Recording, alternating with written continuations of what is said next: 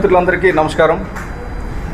ఈరోజు ముఖ్యంగా మీ ద్వారా విశాఖపట్నం ఒక ప్రజలకే కాకుండా శ్రీకాకుళం నుంచి కాకినాడ వరకు ఉన్న తీర ప్రాంత ప్రజలకి, ముఖ్యంగా విశాఖపట్నంలో కాలుష్యం మీద బాధపడుతున్న వాళ్ళందరికీ కూడా నేను ఒక బహిరంగ ప్రకటన చేయదలుచుకున్నాను. ఎందుకంటే గత 10 సంవత్సరాలుగా నగర కాలుష్యం గురించి రాజేంద్ర సింగ్ గారు నేను అనేక లెటర్స్ రాయడం జరిగింది. మన జీబీఎంసీకి కానీ పొల్యూషన్ కంట్రోల్ బోర్డుకి కానీ.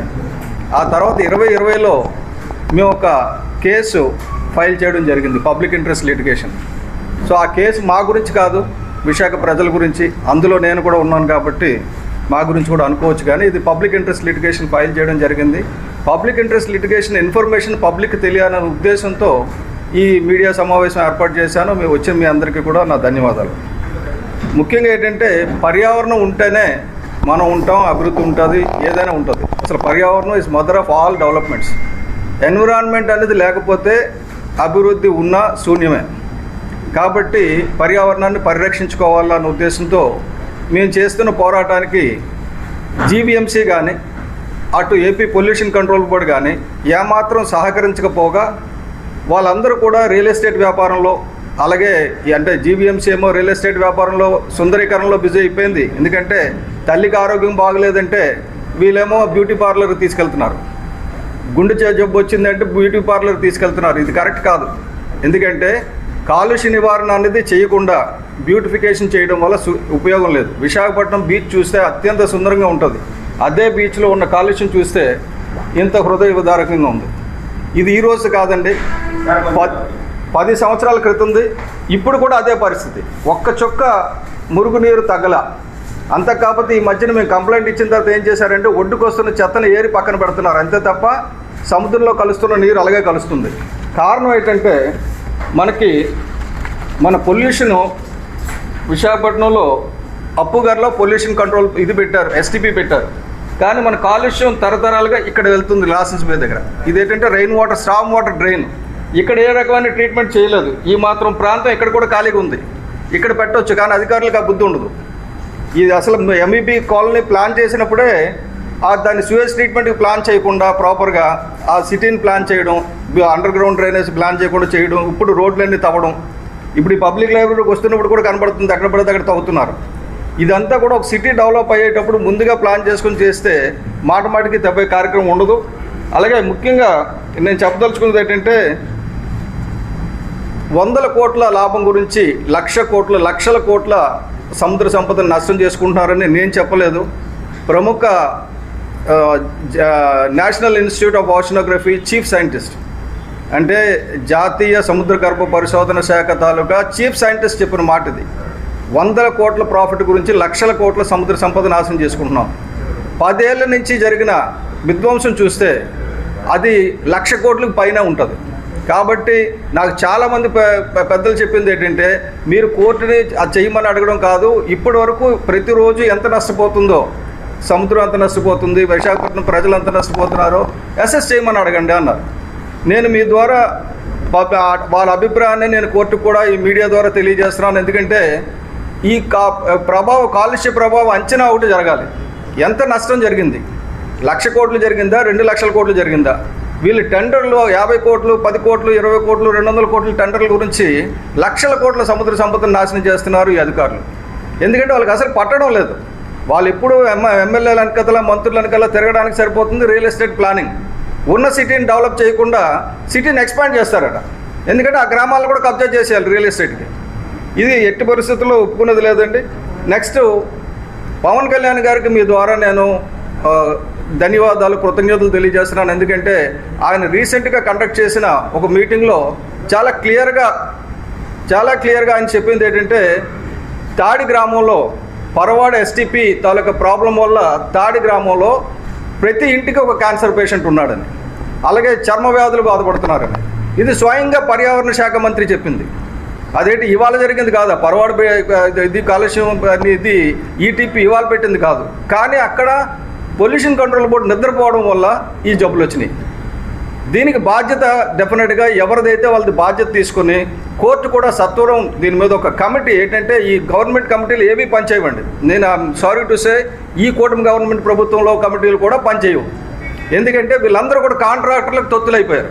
కాబట్టి ప్రభుత్వ అధికారుల ప్రమేయం లేకుండా ఎక్స్పర్ట్స్ని వేసి ఒక కమిటీ వేసి విశాఖపట్నం కాలుష్యం, సముద్ర కాలుష్యంపై, భూగర్భ కాలుష్యంపై, జల కాలుష్యంపై, వాయు కాలుష్యంపై నివేదిక ఒకటి తయారు చేసేటట్టుగా ఇవ్వాలి.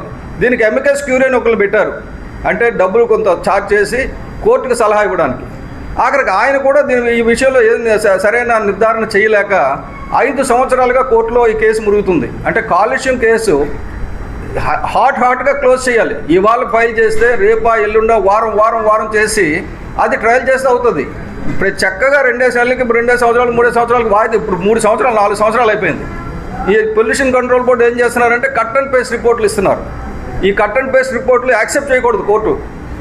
ఆ కోర్టులో ఉన్న అంటే చట్టాల్లో ఉన్న లొసుగులు వాడుకొని వీళ్ళు చేస్తున్నారు ఇప్పటివరకు. కాబట్టి ఇంకొకటి ఏమంటే స్టీల్ ప్లాంట్కి ల్యాండ్స్ ఇచ్చిన వాళ్ళు రోడ్డు మీద వదిలేసి స్టీల్ ప్లాంట్ అమ్ముతూ ఉంటున్నారు. సరే, నాకు లాస్ట్ టైం ఒక 6 సంవత్సరాల క్రితం పవన్ కళ్యాణ్ గారు ఇక్కడ భూ నిర్వాసితుల సదస్సు ఒకటి చేశారు. ఆ భూ నిర్వాసితుల సదస్సులో నాకు ప్రత్యేకించి బాధ్యత చెప్పారు ఏంటంటే నిర్వాసితుల తరపుని మీరు నిలబడండి, నిర్వాసితుల సమస్యలు మీరు తీర్చండి అని చెప్పేసి. ఆ నిర్వాసితుల సమస్యలు ఏంటంటే జిందాల్కి సంబంధించి అప్పుడు ఆ రోజు మాతో మాట్లాడారు. జిందాల్ భూములు వాళ్ళ దగ్గర తీసుకున్నారు. వాళ్ళకి 2 లక్షల ఎకరానికి ఇచ్చి ఒక మళ్ళీ వాళ్ళకి ఏం చెప్పారంటే ఒక 20 లక్షలు విలువ చేసి బాండ్స్ ఇస్తున్నాం మీకు, ఇప్పుడు 2 లక్షలే కానీ 5 సంవత్సరాలు అది 20 లక్షలు అయిపోతుంది, 22 లక్షలు మీకు వస్తుంది భూమికి అని చెప్పి ఇచ్చారు. అక్కడ కంపెనీ పట్ల 2 లక్షల రూపాయలకి వాళ్ళు భూములు ఆక్కున్నారు. అక్కడ వాళ్ళ వ్యవసాయం చేసుకుంటుంటే ఇప్పుడు అక్కడి నుంచి 6 నెలలు 5 నెలలు అయింది, వాళ్ళని వెళ్ళగొట్టే ప్రయత్నం జరుగుతుంది. అంటే వాళ్ళ భూముల నుంచి వాళ్ళని వెళ్ళగొడతారు. అదే పెద్దలు అయితే భూమి ఆక్యుపై చేసుకుంటే వాళ్ళు రెగ్యులరైజ్ చేస్తారు. ఇది కరెక్ట్ కాదండి. చట్టాలు అందరికీ సమానంగా ఉండాలి కానీ బలమైన వాళ్ళకి బలహీనులకు బలవంతంగా ఉండకూడదు. అది ఇంకోటి ఏమంటే జీవీఎంసీ కానీ ఏపీపీసీబీ కానీ ఇప్పటి వరకు తీసుకున్న చర్యలు ఏంటి? ఈ కేసు 2020 నుంచి ఇప్పటి వరకు తీసుకున్న చర్యలు ఏంటంటే వాయిదాలు మాత్రమే. దానివల్ల నష్టపోయిన దానికి అంచనా వేయమని అడిగాం. అలాగే 1,00,000 కోట్లకు పైగా ఆస్తి నష్టం జరిగింది, పర్యావరణ నష్టం జరిగింది. దాంతోపాటు చాలామంది ప్రాణ నష్టం కూడా జరిగింది, క్యాన్సర్లు వచ్చినాయి, అవన్నీ వచ్చినాయి. కాబట్టి నేనేం చెప్తున్నానంటే ఏదైనా ప్రజలు ముందుకు వచ్చి పర్యావరణాన్ని పరిరక్షించుకోవాలి తప్ప ఈ ప్రభుత్వాలు కానీ రాకపోతే ఈ కోర్టులు కానీ సత్వర న్యాయం చేయలేవు. కాబట్టి ప్రజలు ఏం చేయాలంటే తమ వార్డులోని, తమ గ్రామంలోని, తమ నియోజకవర్గంలో కాలుష్యంపై ఇమ్మీడియట్గా ప్రూఫ్తో సహా అధికారులకి నివేదికలు ఇచ్చి అధికారులకి అర్జీలు సబ్మిట్ చేసి కాపీలు మాకు పంపించండి. నాది బొలిశెట్టి సత్యనారాయణ @gmail.com మీకు పంపిస్తున్నాను. ఇప్పుడు దీంట్లో ఆ నివేదిక మీరు ఎవరైతే కంప్లైంట్ ఇచ్చారో ఇస్తే అది కూడా నేను నా పిటిషన్లో చేరుస్తాను. ఇప్పుడు 25వ తారీఖు ఫిబ్రవరి 25వ తారీఖుని రాజేంద్ర సింగ్ గారు స్వయంగా వస్తున్నారు కోర్టుకి. ఎందుకు వస్తున్నారంటే జడ్జి గారిని రిక్వెస్ట్ చేయడానికి. అయ్యా మహాప్రభు, 5 సంవత్సరాలు అయిపోయింది, నేను ఎన్నోసార్లు కోర్టుకు తిరిగాను, ఇంక తిరగలేము, మీరు ఏదో ఒక రకమైన జడ్జిమెంట్ ఇవ్వండి అని చెప్పి రిక్వెస్ట్ చేయడానికి వస్తున్నారు. కాబట్టి అందరికీ నేను రిక్వెస్ట్ చేసేది ఏంటంటే పర్యావరణానికి సంబంధించి మీరందరూ కూడా ఎక్కడ తప్పు జరిగినా బ్యూటిఫికేషన్ కాకుండా పర్యావరణం మీద దృష్టి పెడతారని నేను రిక్వెస్ట్ చేస్తున్నాను. ఇది మన బాధ్యత, మనందరి బాధ్యత, ముఖ్యంగా మీడియా బాధ్యత. ఎందుకంటే ఇప్పుడు ఎక్కడైతే భూ నిర్వాసితులు ఉంటున్నారు వాళ్ళ దగ్గర నుంచి భూములు లాక్కోవడం, అంటే రాజ్యాంగం ఒకటి, పర్యావరణం ఒకటి, 2 నా పరిధి. ఎక్కడ రాజ్యాంగ ఉల్లంఘన జరిగినా ఇప్పుడు పాయకరావుపేటలో అది స్వయంగా హోమ్ మినిస్టర్ గారి కాన్స్టిట్యున్సీలో ఇళ్ళకి 30 మీటర్ల దూరంలో బ్లాస్టింగ్ జరుగుతుంది. కోర్టుకి ఏం సబ్మిట్ చేస్తారంటే చాలా కంట్రోల్ బ్లాస్టింగ్ చేస్తున్నాం, అక్కడ ప్రజలకు ఏ రకమైన ఇబ్బందులు లేవని. నేను మీకు మీడియాలో మీకు వీడియో క్లిప్ పంపిస్తాను. ఇప్పుడు ఇది అయిపోయిన వెంటనే మీరు చూస్తే పెద్ద పెద్ద బండరాళ్ళ దగ్గర పడుతున్నాయి. అక్కడ వాళ్ళ కోర్టులో చెప్పేది ఏంటంటే ధూళి కూడా రావడం లేదు. దానికి పోలీస్ స్టేషన్కి వెళ్ళి కేసు ఫైల్ చేద్దామంటే పోలీస్ స్టేషన్లో కేసు తీసుకోవడంలా. పాయకరావు పోలీస్ స్టేషన్లో నేను ఆన్లైన్లో సబ్మిట్ చేయమని చెప్పాను. ఎందుకంటే ఇది ఏ ప్రభుత్వం అయినా సరే చట్టాన్ని మన చేతిలో తీసుకోకూడదు. అది కూటమి ప్రభుత్వం అయినా, గత ప్రభుత్వం అయినా, రాబోయే ప్రభుత్వం అయినా సరే ప్రజలు చాలా అప్రమత్తంగా ఉండాలి. ఎక్కడ ఇటువంటివి జరిగినా సరే మీడియా వాళ్ళు ముందుగా వెళ్ళి, నా రిక్వెస్ట్ ఏంటంటే పాయకరావుపేట వెళ్ళండి, అక్కడ దుర్గానగర్ గ్రామంలో ప్రజలతో ఇంటరాక్ట్ అవ్వండి, వాళ్ళు పడుతున్న నరకయాతల్ని ప్రజలు చూపించండి. అది కూటమి ప్రభుత్వం, ఈ ప్రభుత్వం కాదు, ఏ ప్రభుత్వం అయినా సరే రాజ్యాంగ ఉల్లంఘన జరిగితే తప్పే. ఇప్పుడు పవన్ కళ్యాణ్ గారు స్వయంగా వచ్చి ఇక్కడ ఇంట్లో చచ్చిపోతున్నారు, క్యాన్సర్ పేషెంట్లు ఉన్నారు, పలానా దగ్గర పలానా ప్రాబ్లం జరుగుతుందని ఎందుకు చెప్తున్నారు? ఆయన ప్రభుత్వంలో ఉన్నారు, కానీ ప్రభుత్వంలో ఉన్నంత మాత్రాన్ని ప్రజలను పీల్చుకుతామని కాదు కదా. కాబట్టి ఈ విషయంలో మీడియా దాకా జాగ్రత్తగా లేకపోతే ఏం చేయలేదండి. మీడియా అందరికీ నేను చేతులెత్తి రిక్వెస్ట్ చేస్తున్నాను, దయచేసి మీరు ప్రధాన పాత్ర పోషించండి, మీరు ప్రతిపక్ష పాత్ర పోషించండి, మీరు ప్రజల తరపున నిలబడండి, నేను ప్రజల తరపున నిలబడతాను. Thank you.